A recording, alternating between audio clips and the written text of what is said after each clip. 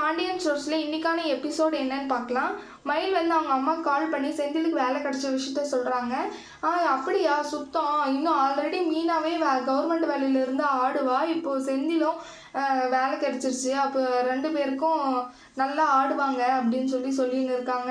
அதுக்கப்புறம் ராஜியும் போலீஸ் வேலைக்கு போயிட்டான்னா அப்புறம் எல்லாருமே அவங்க கவர்மெண்ட் வேலையில் இருப்பாங்க, நீ மட்டும்தான் புள்ளியை பெற்று கொடுத்துட்டு நீ என்னத்துக்கும் பிரயோஜனம் இல்லாமல் இருப்ப அந்த வீட்டில் அப்படின்னு சொல்லுவாங்க. சீக்கிரமாக பாண்டியனுக்கு நல்ல மாதிரியாக நடந்துக்கின்னு அந்த கடையை எழுதி வாங்கிக்கோங்க அப்படின்னு சொல்லி வைப்பாங்க. அதுக்குள்ளே சரவணன் வீட்டுக்கு வந்துடுவாங்க. அதனால கால் கட் பண்ணிடுவாங்க. சரவணனுக்கு காஃபி போடுறேன்னு சொல்லிட்டு போயிடுவாங்க. அதுக்கப்புறம் செந்தில் வந்து ஒரு கனவு உலகத்தில் இருப்பாங்க வேலை செய்கிற மாதிரி, அது எல்லாத்தையும் பார்த்து சிரிச்சுட்டு இருக்காங்க. அவன் மீனா வந்து அந்த என்னங்க என்னாச்சு அப்படின்னு சொல்லுவாங்க. அப்புறம் ராஜு வந்து மாமா ட்ரீட் இல்லையா அப்படின்னு சொல்லி கேட்பாங்க. மாத சம்பளத்தில் எல்லாருக்கும் நான் ட்ரீட் வைக்கிறேன் கண்டிப்பாக அப்படின்னு செந்தில் சொல்லுவாங்க. பாண்டியன் வந்துடுவாங்க. வந்துட்டு என்ன இன்னும் வேலைக்கே போகல, இன்னும் சம்பளமும் வாங்கலை, அதுக்குள்ளே கனவு ட்ரீட் வைக்கிறேன் அது வைக்கிறேன்னு சொல்லிட்டு அப்படின்னு வந்து திட்டுவாங்க. அடுத்தது கொஞ்சம் நேரத்தில் மீனாவோட அப்பா அங்கே வருவாங்க. பையன் மாப்பிள்ளை வேலைக்கு போகிறான்றதுனால நாங்கள் என் குலதெய்வத்துக்கு போய் பூஜை பண்ணிட்டு வந்தேன் அப்படின்னு சொல்லிட்டு எடுத்துகிட்டு வந்து அந்த சாமானத்தை தருவாங்க. அதுக்கப்புறம் நீங்கள் ரொம்ப நல்ல வேலை பண்ணீங்க, என் பையனுக்காக நீங்கள் இவ்வளோ கஷ்டப்பட்டு வேலை வாங்கி கொடுத்தீங்க அப்படின்னு சொல்லி பாண்டியன் சொல்லுவாங்க. இதில் நான் என்ன பெருசாக பண்ணிட்டேன், எனக்கு ஆஃபீஸர்ஸ் மட்டும்தான் தெரிஞ்சவங்க, இந்த வேலை வந்து என் கை நழுவ விடாமல் நான் பார்த்து வச்சுக்கினேனே தவிர வேறு என்னோடய வேலை எதுவுமே இல்லை அப்படின்னு சொல்லுவாங்க.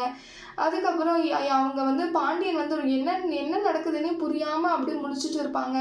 அப்புறம் அவங்க சொல்லுவாங்க, நீங்கள் தான் எல்லாத்துக்குமே காரணம், 10 லட்சத்தை நீங்கள் கரெக்ட் டைமில் ரெடி பண்ணி கொடுத்ததுனால தான் இந்த வேலையே கிடச்சிது அப்படின்னு சொல்லுவாங்க.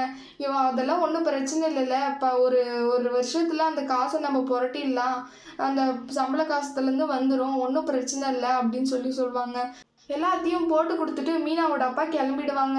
அப்புறம் பாண்டியன் வந்து செந்தில்கிட்ட எப்படி இந்த 10 லட்சத்தை புரட்டினேன், இப்போ நீ லஞ்சம் கொடுத்து தான் இந்த வேலையை வாங்கினியா, எப்படி புரட்டினேன்னு கேட்டுகிட்டே இருப்பாங்க. செந்தில் பதிலே சொல்ல மாட்டாங்க.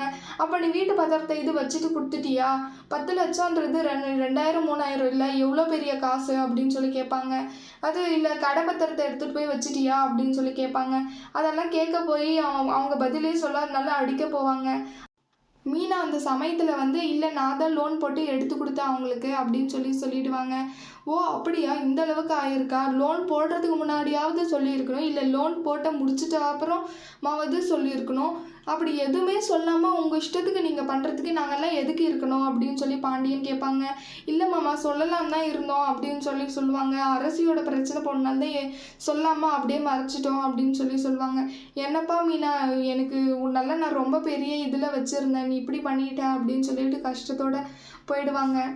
கோமதியும் ஏன் மீனா இப்படி பண்ண அப்படின்னு சொல்லிட்டு கேட்டு போயிடுவாங்க. அடுத்து வர்ற எபிசோடில் என்ன நடக்குதுன்னு பார்க்கலாம். இந்த வீடியோ பிடிச்சிருந்தா லைக் பண்ணுங்கள். பாய்.